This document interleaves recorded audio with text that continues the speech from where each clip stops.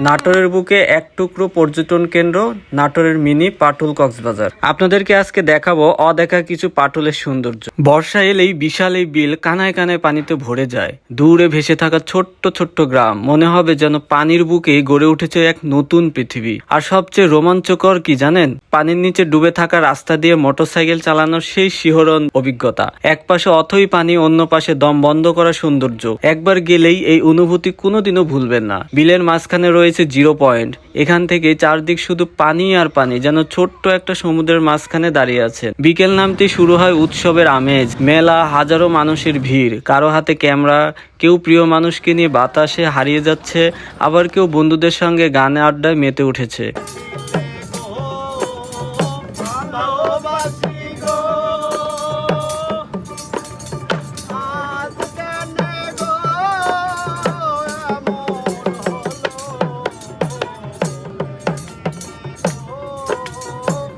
ভালোবাসি গো আজ কেনে গো এমন হলো এমন হলো এমন হলো বলবো না গো আর কোনোদিন